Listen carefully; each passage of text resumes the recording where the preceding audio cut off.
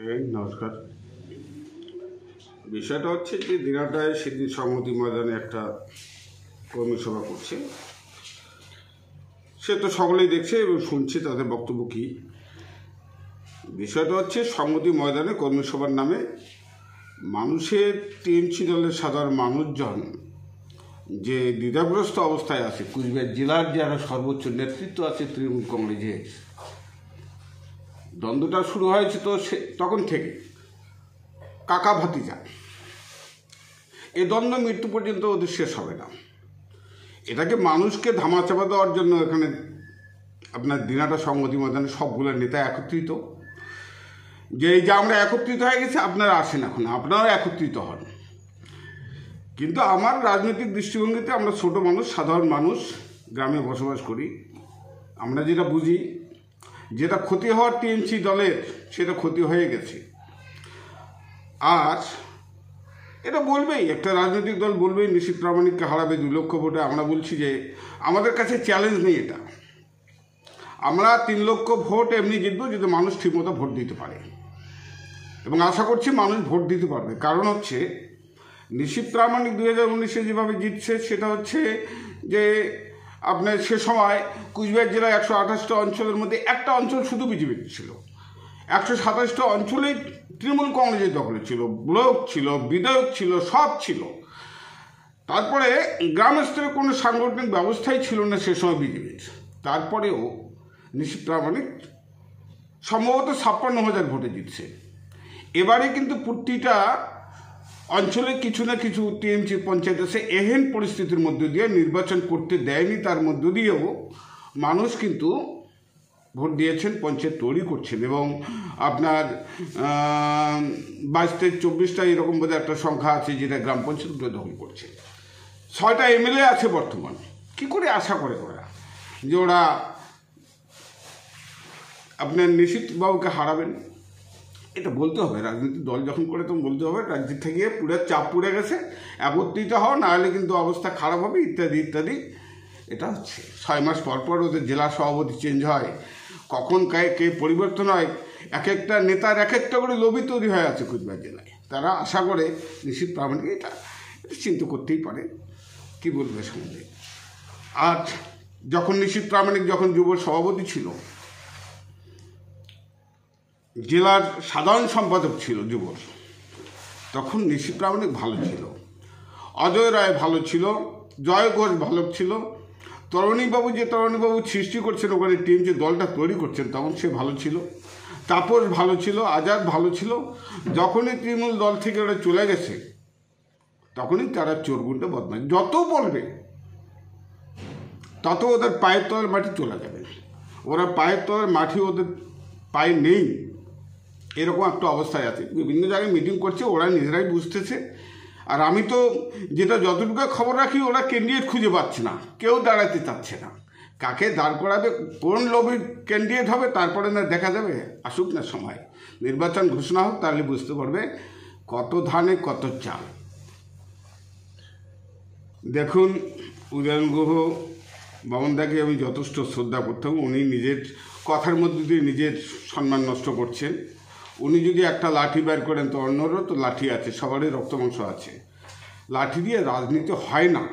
উনি এই এলাকার বিধায়ক, উনি উত্তরবঙ্গ উন্নয়ন মন্ত্রী, একটা রুলিং পার্টির দায়িত্বে আছেন, ওনার মুখে এইসব কথা মানায় না। দিনাটার এই রাজনৈতিক পরিস্থিতি এর আগে কোনোদিনই ছিল না। উনি যেভাবে উস্কি দিয়ে সাধারণ মানুষকে মানুষের মধ্যে লেলিয়ে দিচ্ছেন একটা ক্যাসাল কাউটার গণ্ডগোল করার জন্য, এটা করছেন, বরাবরই করছেন উনি।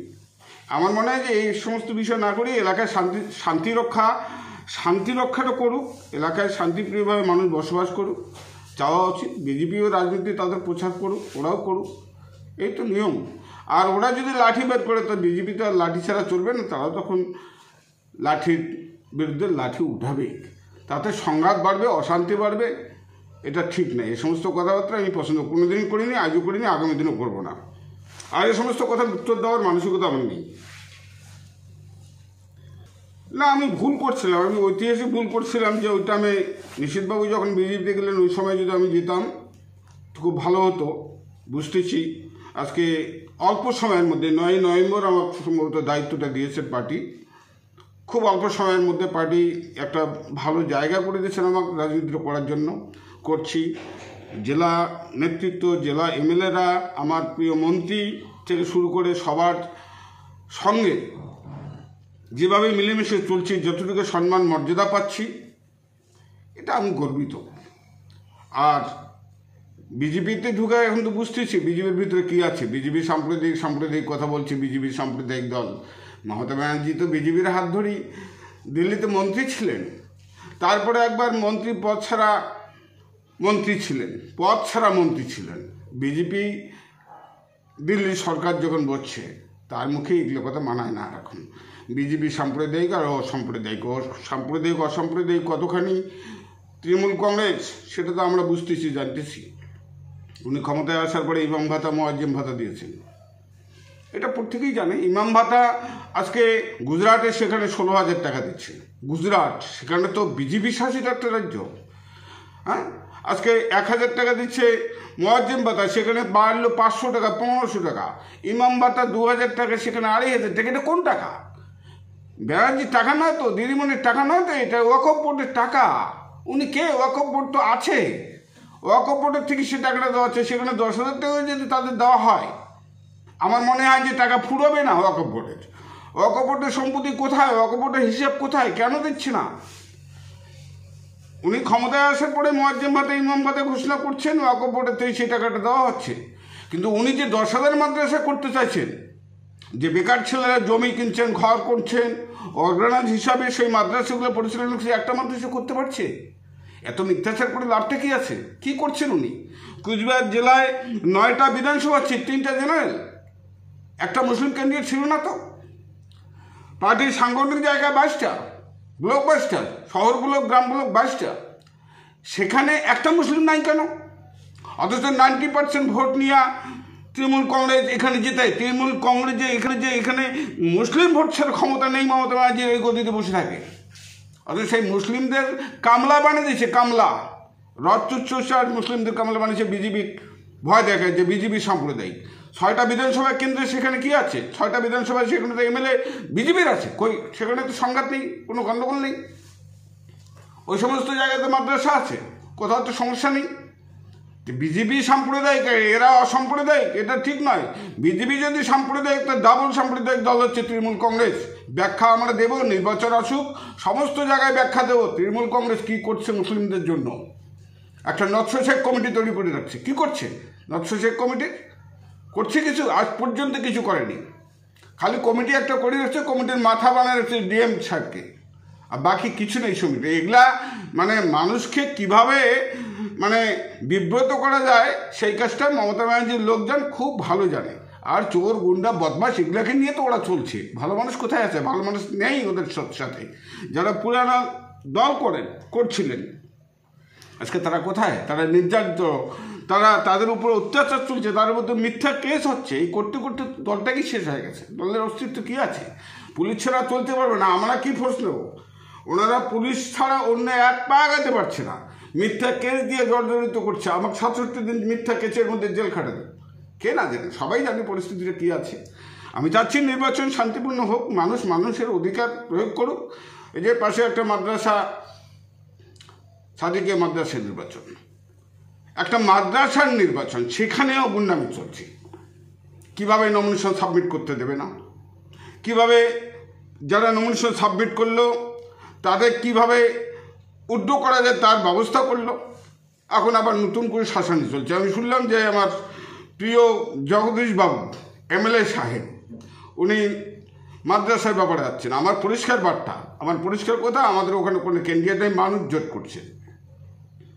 মুন্সিহাট এলাকা মুসলিম এলাকা, সেখানে তারা জানে কোন মানুষটা ভালো, কাকে দিয়া আপনার মাদ্রাসার পঠন পাঠন থেকে শুরু করে মাদ্রাসার সামগ্রিক উন্নয়ন কীভাবে করা যায় সেটা ওরা ভালোভাবে জানে। ওরা ভোট দিক, শান্তিপূর্ণভাবে ভোট দিক। মাদ্রাসায় যারা জিতবে, সেখানে আবার এমএলএকে আসা লাগে।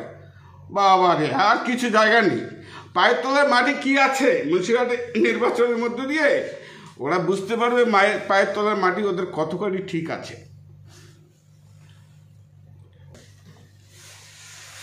বলে পাশাপাশি আর একটা জিনিস হচ্ছে রাজবংশীদের স্কুল হবে। এটা নিয়ে আমাদের এমএলএ সাহেব মেহেরদা কিছু বলছেন, উনি নেতা আমার, উনি যা বলছেন যথার্থই বলছেন, কিন্তু কোথায় সেই স্কুলগুলি? ওরা যে নিয়োগ করবে রাজবংশী স্কুল কোথায়? এই ভাওতাবাজি শুরু হয়ে গেছে। নির্বাচন আসছে সামনে, অনেক ভাওতাবাজি চলতে থাকবে, মানুষকে বিভ্রান্ত করার কৌশল চলবে, এটা চলতে থাকবে। এগুলো বেশি আর আমি কী করি, আমার নেতৃত্ব বলছেন, যেটুকু বলছেন সেটাই যথার্থ। দেখুন, বিজেপিতে আসার পরে আপনারা সকলেই জানেন দিনাটার পরিবেশ কীভাবে উত্তপ্ত তৈরি করছে রুলিং পার্টির নেতৃত্ব।